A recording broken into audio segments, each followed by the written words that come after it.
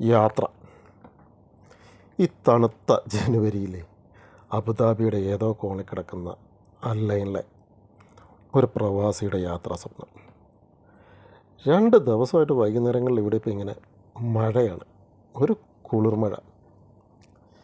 മുകളിൽ കോൺക്രീറ്റിൽ മഴത്തുള്ളികൾ ഇങ്ങനെ വീഴുന്ന ശബ്ദം. ഞാനിങ്ങനെ മുകളിലോട്ട് നോക്കി കിടക്കുകയാണ്.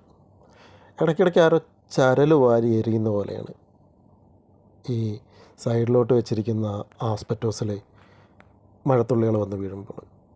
അല്ലൈനൊക്കെ എന്ന് പറഞ്ഞു കഴിഞ്ഞാൽ ചെറിയ ചെറിയ വില്ലകളാണ്.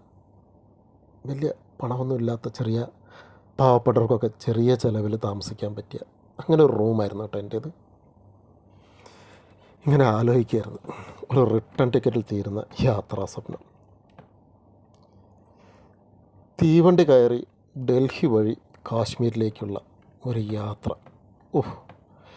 ചെറുപ്പത്തിലെ ഏറ്റവും വലിയ സ്വപ്നമായിരുന്നു. എന്നോ എപ്പോഴോ പണ്ടെന്നോ ഏതോ മനോരമ സപ്ലിമെൻറ്റിൽ കണ്ടിരുന്ന കാശ്മീർ, അതായിരുന്നു യാത്ര ചെയ്യണമെന്ന് പറയുന്ന ഒരു സ്വപ്നം മനസ്സിൽ നിറച്ചത്.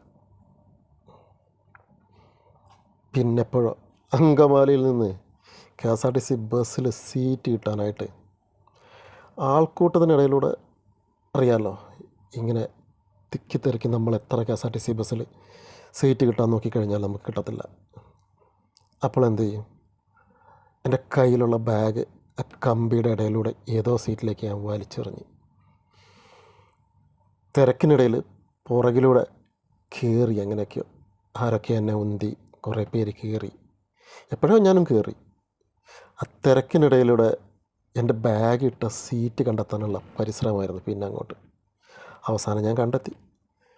മഴ പെയ്തിട്ട് KSRTC ബസ്സല്ലേ, ഈ സൈഡിലെ ടാർപ്പായും എല്ലാം കൂടി ആകെ പൊട്ടിപ്പൊളിഞ്ഞ് അതിനിടയിലൂടെ സീറ്റ് മുഴുവനും വെള്ളം തന്നെയാണ്. അപ്പോൾ ആ സീറ്റിലെ വെള്ളത്തിലോട്ട് ഞാനിരുന്നു, ബാഗ് എടുത്ത് മടിയിൽ വെച്ച്. ഇനി പത്തനംതിട്ട വരെ ഇങ്ങനെ ഇങ്ങനെ പോകണം. നനഞ്ഞ പാൻസ് ഇട്ട്. മഴയെ ഞാൻ കുറേയേറെ കുറ്റം പറഞ്ഞിരുന്നു അന്ന്. എന്ത് മഴ, എല്ലാം നനഞ്ഞ് ഇങ്ങനെ കുറ്റം പറഞ്ഞിരുന്നു. അതൊരു കാലം. ഇന്നിപ്പോൾ ഞാൻ താഴെ വന്നിട്ട് എൻ്റെ നിസാൻ കാറ് പാർക്ക് ചെയ്തു. അപ്പോഴാണ് അല്ലൈനിലെ മഴ കണ്ടത്. ഞാൻ കുറച്ച് നേരം ഇങ്ങനെ കയ്യും കെട്ടി കാറിൻ്റെ ഡോറ് തുറന്ന് പുറത്തിറങ്ങി. കുറച്ച് നേരം ഇങ്ങനെ മഴ കൊണ്ടു. നമ്മുടെ നാട്ടിലെ മഴ പോലൊന്നും ഇല്ല കേട്ടോ. അതിൻ്റെ ഒരു ചെറിയൊരു അംശം പോലുമില്ല. കണ്ണടച്ചിരുന്നു ഞാൻ നാട്ടിലാണ് നിൽക്കുന്നതെന്ന് ഓർത്തു. ഇന്നിവിടെ പ്രവാസത്തിൽ കാശ്മീരും ലഡാക്കും എല്ലാം ഞാൻ മറന്നിരിക്കുന്നു. കാശ്മീരിൽ ആരും ഇല്ലല്ലോ എന്നുള്ള തിരിച്ചറിവായിരിക്കും ഇനി അങ്ങോട്ട് പോകാൻ എന്നെ പ്രേരിപ്പിക്കാത്തത്. അതോ ആകെ 20-30 ദിവസം കിട്ടുന്ന അവധിയിൽ ഒരു ദിവസം അങ്ങോട്ടുള്ള യാത്രയും ഒരു ദിവസം ഇങ്ങോട്ടുള്ള യാത്രയും കണക്ഷൻ ഫ്ലൈറ്റ് ആണെങ്കിൽ ഒന്നിൽ കൂടും. കമ്പനിയിൽ നിന്ന് തരുന്ന ടിക്കറ്റാണേ, അതിൽ കൂടും. അപ്പോൾ അങ്ങനെ വീട്ടിൽ ചെന്നിട്ട് പിന്നെ എവിടെയാണ് ഒരു യാത്ര പോകാൻ സമയം? അല്ലെങ്കിൽ കയ്യിൽ പൈസ ഉണ്ടാവുമോ? അതും ഉണ്ടാവില്ല.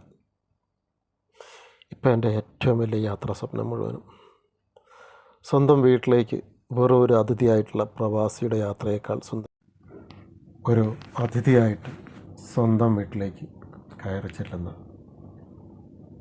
അതിഥിയായിട്ട് തന്നെ യാത്ര പറഞ്ഞ് തിരിച്ചിറങ്ങുന്ന ഒരു പ്രവാസിയുടെ യാത്രാ സ്വപ്നത്തേക്കാൾ വലിയ സ്വപ്നമൊന്നും ഇന്നിനി എനിക്കിപ്പോൾ ഒന്നും ബാക്കിയില്ല. നിങ്ങൾ പതുക്കെ ചെവിയോർ ശ്രദ്ധിച്ചാൽ കേൾക്കാം. ഇപ്പോഴും മഴ ചെറുതായിട്ട് ചാറുന്നുണ്ട്, പൊടിക്കുന്നു.